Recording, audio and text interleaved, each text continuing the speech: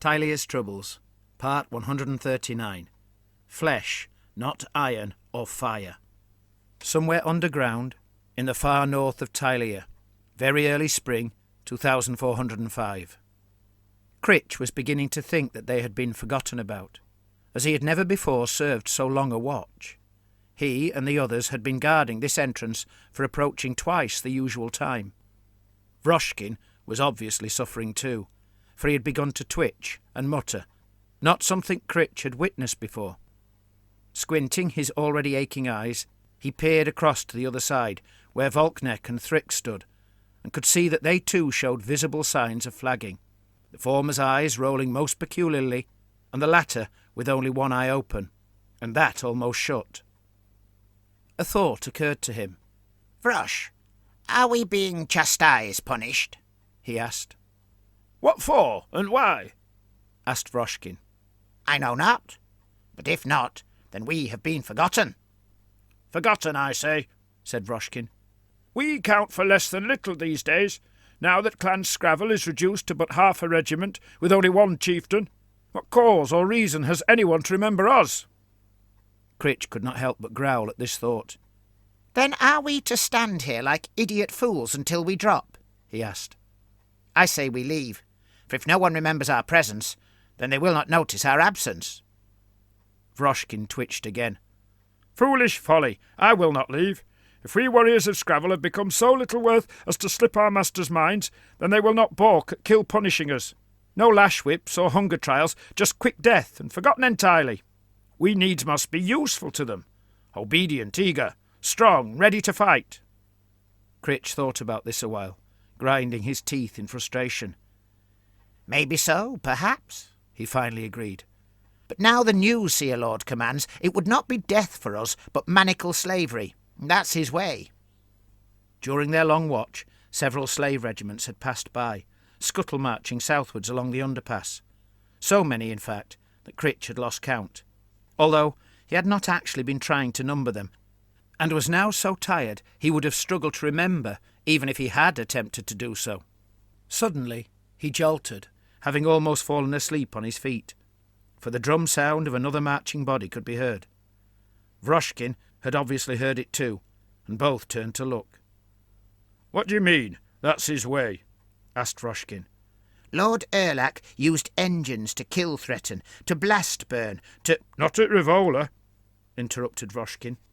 "No, not there, but only because he could not move them quick fast enough.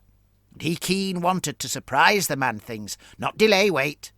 But otherwise and always he used engines to spew warp fire on the foe, and his bombards to scare threaten whole armies. Iron and fire was his way. What good it did him."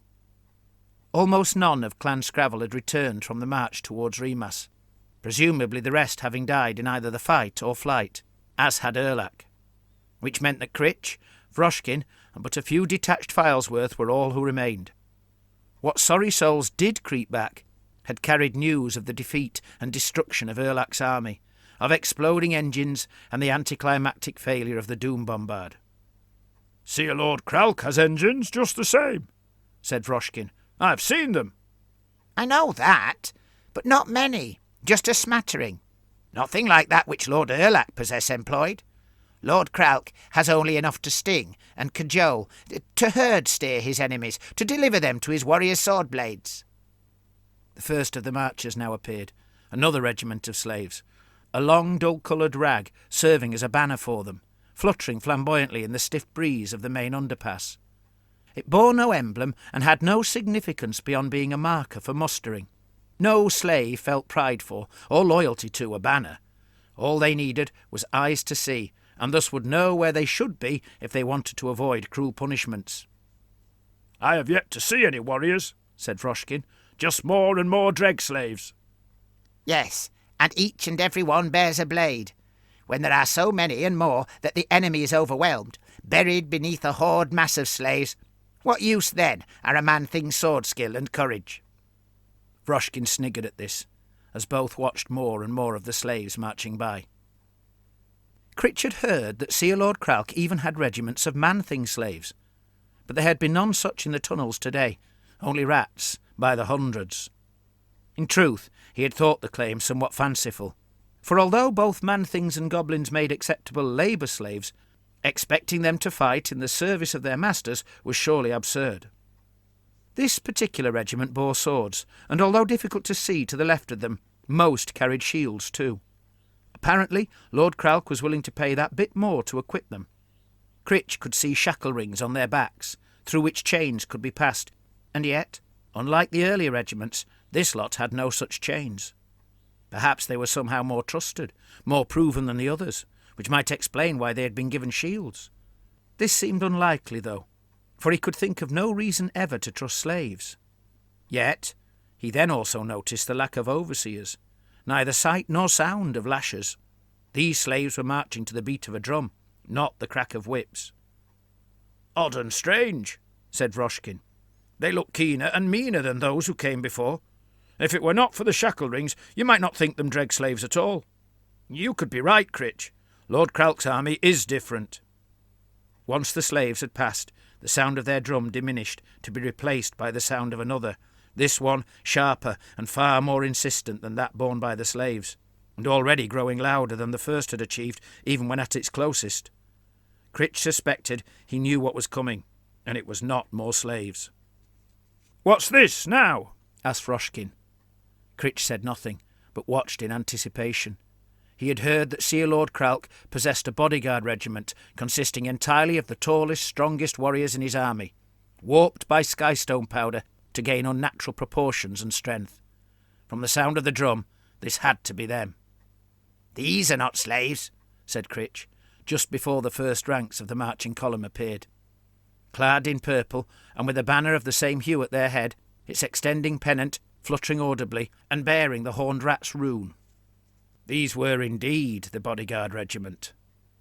They stood head and shoulders above the tallest warriors in Clan Scrabble, and possessed far more than swords and shields.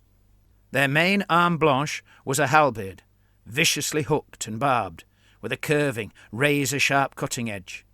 They wore heavy steel helmets and overlapping plates of the same enclosing their torsos. Along with tassets, vambraces, greaves, sabatons and spaulders, as well as chainmail additions, part concealed by their heavy linen robes, they were sufficiently armoured to deflect perhaps most troublesome blows in battle, yet still agile enough to move quickly if necessary. Vroshkin's eyes widened. "They will have cost more than any war machine," he declared. "I never said that Seer Lord Kralk's army was cheaper, only and merely different," explained Critch. Lord Erlach's yellow-clad bodyguard had consisted of ordinary warriors, who happened to have survived more battles than most, gaining experience of war. Whether this had made them more likely to fight or run was debatable. But these brute warriors were clearly cut of a different cloth. Their sheer bulk, their strength, their heavy polearms and armour would surely mean they fared better against any foe, which in turn must make them less likely to flee. More and more passed by, the gravel crunching beneath their feet and their armour clanking loudly, and barely any so much as glanced towards the 4 Scrabble guards. Those few who did seemed to look right through them, as if Critch and the others were not even there. "Let's hope we're commanded to stand behind them in the fight battle," said Vroshkin. "Then they can do the killing, while we do the watching."